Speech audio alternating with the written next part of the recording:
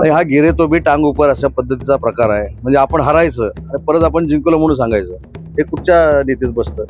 त्यांचा सपशेल पराभव झालेला आहे. मनसेच्या पाठीमध्ये युबीटी 100% खंजीर खुपसणार, त्यांनी खुपसलेला आहे. त्यांच्या 6 जागा फक्त निवडून आल्यात आणि त्याचा परिणाम कल्याण डोंबिवलीला काय होतोय त्यांनी बघितलेला आहे. 2 शिवसेना एकत्र आल्यात काय याची कल्पना मला अजिबात नाही. त्याची आम्ही माहिती घेऊ आणि मला असं वाटतं की होणं शक्य नाही.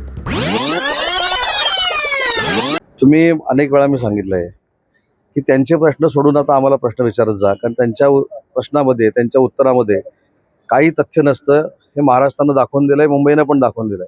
तर त्यांचे प्रश्न त्यांनी टाकायचे आणि आम्ही उत्तरं द्यायची.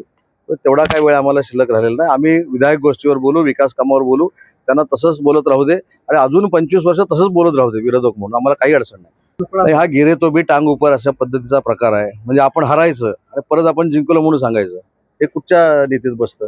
त्यांचा सपशेल पराभव झालेला आहे आणि मी सुरुवातीपासून सांगितलं होतं की मनसेच्या पाठीमध्ये युबीटी 100% खंजीर खुपसणार, त्यांनी खुपसलेला आहे. त्यांच्या 6 जागा फक्त निवडून आल्यात आणि त्याचा परिणाम कल्याण डोंबिवलीला काय होतोय त्यांनी बघितलेला आहे. ही फक्त सुरुवात आहे. राजकारणामध्ये सनसनाट्या बातम्या आणि ब्रेकिंग जर द्यायच्या असतील तर असे काहीतरी असंबंध विषय काढायचे आणि त्याच्यावर बोलायचं, म्हणजे आपण देखील ब्रेकिंग देता हे काही लोकांना समजायला लागलेलं. जशी सकाळची पत्रकार परिषद, तसं विजय वडेट्टीवारांचं झालेलं आहे. काहीतरी सनसनाटी, पण ते कोण देतं हे बघून घ्या. त्यांच्यामध्ये एक जोरदार वाद झालेला आहे काँग्रेस पक्षामध्ये. त्यांचे 2 गट पडलेले आहेत. दुसऱ्या गटाचे लोक कदाचित देत असतील.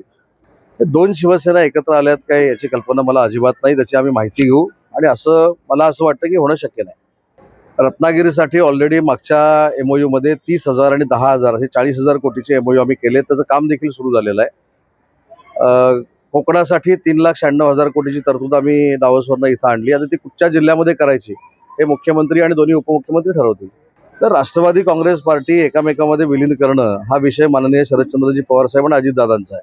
तर त्यांच्या पार्टीमध्ये आपण जाऊन कशाला नाप खुपसायला पाहिजे? ज्यावेळी ते एकत्र येतील, ज्यावेळी महायुतीमध्ये येतील, त्यावेळी आपण चर्चा करू ना याच्यावर. जी काँग्रेस 90 निवडणुका हरली त्यांच्यावर बोलून मला त्यांना मोठं करायचं नाही. मी त्यांच्याबद्दल एकच सांगतो, त्यांना फार असा कळवळा महाराष्ट्राचा देशाचा येतो. ज्यावेळी पक्षाचा उपराष्ट्रपतीचा उमेदवार इथं निवडणूक लढत असतो त्यावेळी त्यांची राहुल गांधी परदेशामध्ये असतात. त्याच्यामुळे त्यांची पार्टी काय आहे हे भारतातल्या जनतेनं दाखवून दिलेलं आहे. आता कुठं शिल्लक आहेत ते देखील ते निवडणुकीमध्ये संपणार आहेत. त्यामुळे त्यांच्याकडे गांभीर्यानं बघितलं पाहिजे असं मला वाटत नाही. आज माननीय मुख्यमंत्री देवेंद्रजी मुंबईमध्ये येतील. त्याच्यानंतर एकनाथजी शिंदे आणि देवेंद्रजींमध्ये चर्चा होईल आणि त्याच्यानंतर पुढच्या सगळ्या महानगरपालिकांचा एक राजकीय आराखडा जो आहे तो ठरेल आणि त्याच्यानंतर घोषणा होते. सिंधुदुर्ग जिल्हा परिषद असू दे, रत्नागिरी जिल्हा परिषद असू दे, रायगड जिल्हा परिषद असू दे, आमचा महायुतीचाच भगवा फडकणार. देवरुखमध्ये एका ठिकाणी ते लढतायत. मी आजच आलेलो आहे. त्याचे कशामुळे ते लढतायत काय याची माहिती घेईन. ठीक आहे, जिथं जे लढतील तिथं मैत्रीपूर्ण लढत करू. नाही, तुम्ही बघा, बंडखोरी जी केलेली आहे ते नव्यानं आलेल्या लोकांनी केलेलं आहे. त्याच्यामुळे ते पक्षाशी किती प्रामाणिक होते हा प्रश्नचिन्हच आहे. पूर्वीपासून एकनाथ शिंदे साहेबांबरोबर असलेल्या कुठच्याही व्यक्तीनं जिल्ह्यामध्ये बंडखोरी केली नाही. कोकरे जिल्हा परिषद गटामध्ये देखील माझ्या माहितीवर किशोर घाग नावाचे कोणतरी आहेत, ते आमच्याकडे 2-3 महिन्यापूर्वी आले होते. त्यांनी बंडखोरी केली, कारण पक्षच कळला नाही. आणि आता माझ्या जिल्हा परिषद गटामध्ये काहीतरी एक बंडखोरी झालेली आहे. ती बंडखोरी म्हणत नाही मी, ते निवडणुकीनंतर कळेल काय व्हायचं ते.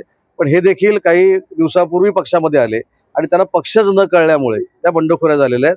जी आलेली लोक होती ती 2-4-6 महिन्यापूर्वी आलेली होती, त्यांना पक्ष कळलेला नाही. मी ती माहिती घेतलेली आहे. उपनगराध्यक्षांच्या अंगावर धावून गेले, शिवीगाळ झाली असं मी वर्तमानपत्रातनं सोशल मीडियावर बघितलेलं आहे. मी फोनवर सीओंशी चर्चा केलेली आहे. मी माझ्या सगळ्या नगरसेवकांशी बोलेन, नक्की काय झाले त्याचा अभ्यास करेन आणि अधिकाऱ्यानं अशी जर मस्ती केली असेल तर त्याची बदली नाही, त्याला सस्पेंड करण्यापर्यंत कारवाई केली जाईल. परंतु दोन्ही बाजू मी ऐकून घेणार आहे.